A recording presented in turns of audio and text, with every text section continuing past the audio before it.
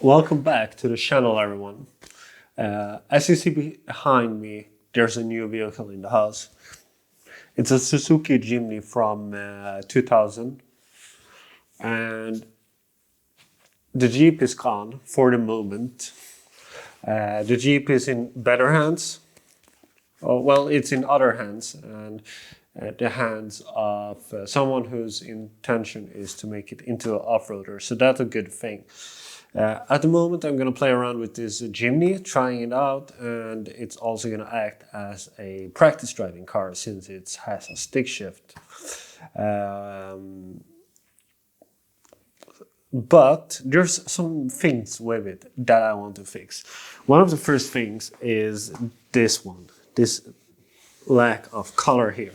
It's like a nail in the eye for me, and I really don't like it. So today I'm going to fix that up. And some of you probably going to have some opinions on how I'm going to do that, because I'm going to do it in a fast, easy way. It's not going to be the correct way to do it, but it's going to be better than before.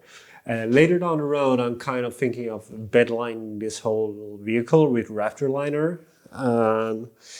But I'm not sure about that yet, because I heard stories about it's cracking if it's getting hit, or like if the sheet metal getting bent, it might crack.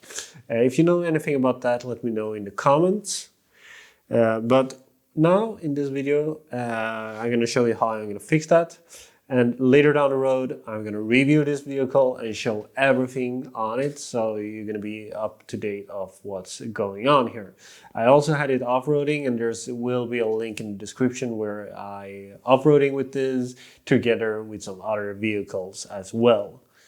So let's dig into it. The way I'm going to do this is basically to start wet sanding all the areas where the paint is gone, and my goal here is to get rid of the edge, just smoothing out the edge. This area overall is all plastic. That's why this method gonna work very well. There is no risk of rust or anything. I'm gonna wet sand it, make it smooth. Then I'm just gonna spray some paint over it, and then I'm gonna spray some clear coat. Very basic, and but it works. In this one, I have some soapy water that I will spray down the whole area with, where I'm gonna wet sand. And also gonna spray the paper a little bit. And then I have a sponge that I use with on the paper, so it will move over some imperfections and stuff like that. And I start with 400 grit paper, and then I work myself upwards. So first step here, and I work more with the edges to smoothen out the edge. The way I'm thinking about this job is that it's not going to be perfect, but this vehicle itself is not really perfect, so it doesn't really matter in that sense. Well, this is quite interesting. When I go deeper, there's actually red paint coming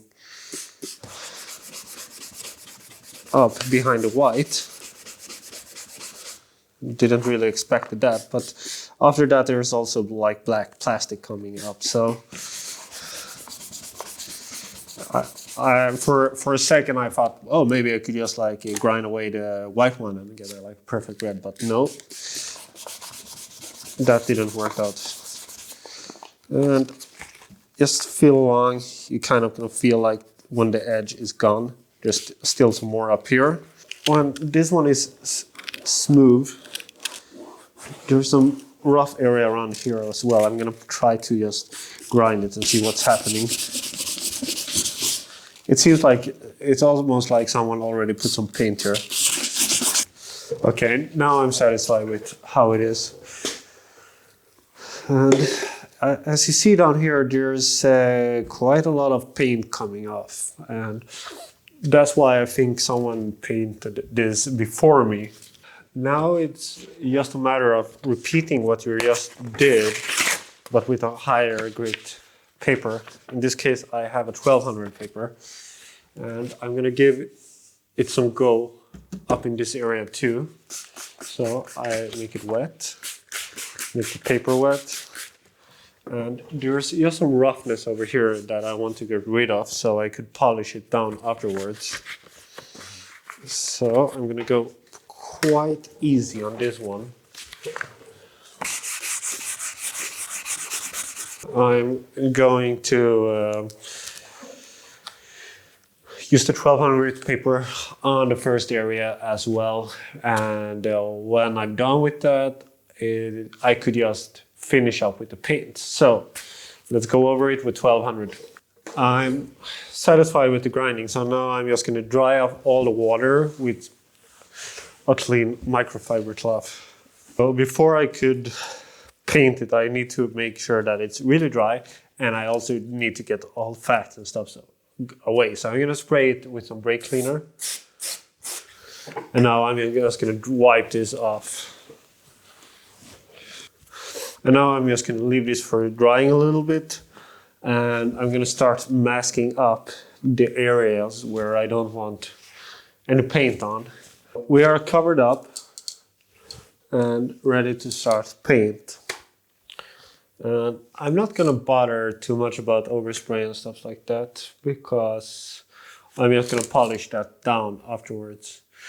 But I masked off the tire and I masked off my headlight.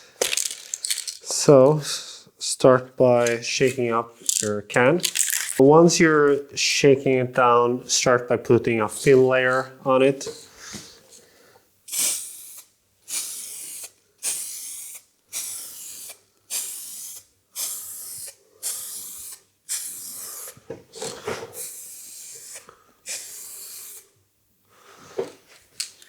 And wait for that layer to dry a little bit.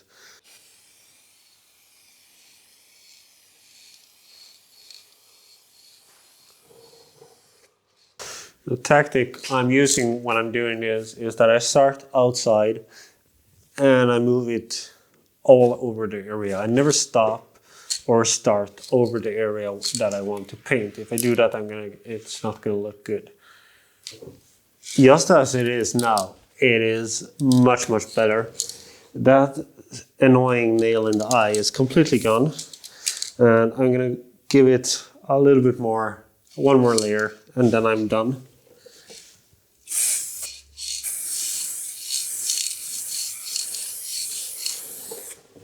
So this turned out pretty good. You could definitely see like there's some uneven areas and stuff like that. And it's not professionally made anyway. But as mentioned before, it's still an improvement, and that's what matters here. And now I'm going to put some clear coat on it. The principle is the same with the clear coat as with the paint. You put it on in layers.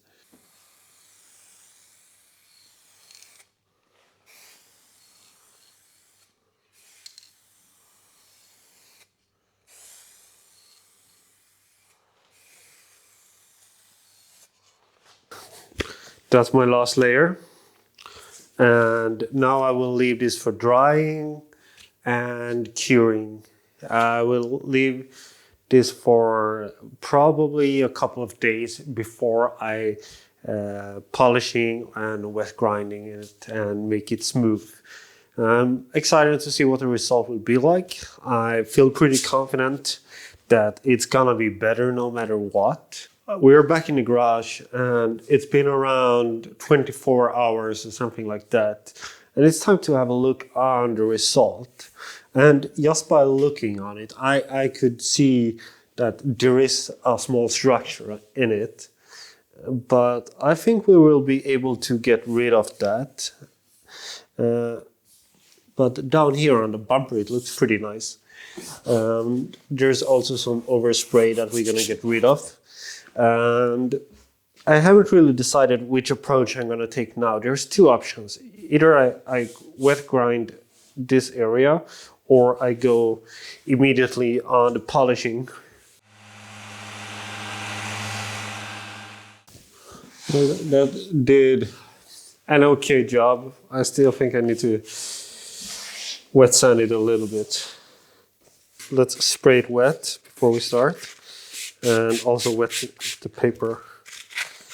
And I'm gonna be really smooth on the hand here. And I'm using a 1200 grit paper. I think this is probably a better way to go. I'm done with the wet sanding, and now I'm just gonna dry this off. And what you could expect from after wet sanding is that you have a haze, but don't worry about that because the polishing will fix that. When polishing now, I'm gonna work with the blue one. It's the hard one, and that's the first step. And then I'm gonna go and work with the softer one, and maybe then I'm gonna use another compound as well. So, but I used this turtle wax before, and that gives quite a nice shine. And either way, it's gonna give a better shine than what I had before. So, put it in like this, and start on a lower speed to work in the compound.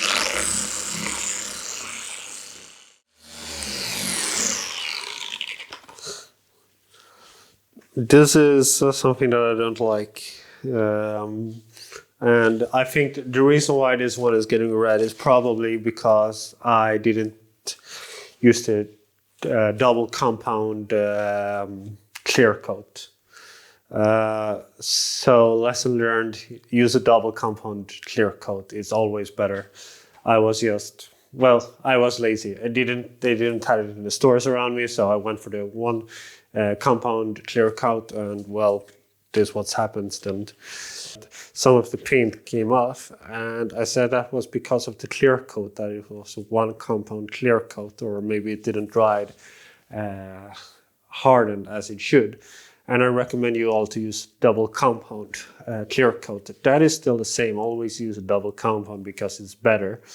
But off the camera, I started into polishing the other side of the car because I wanted it to be more even in the shine. And this happens there. And that's an area where I didn't work on it at all. So I think some of the previous owner did some paint job or something like that. That is the cause of why the paint comes off. That's probably the cause, not the clear coat itself. Just wanted to point that out because I think that's an important point.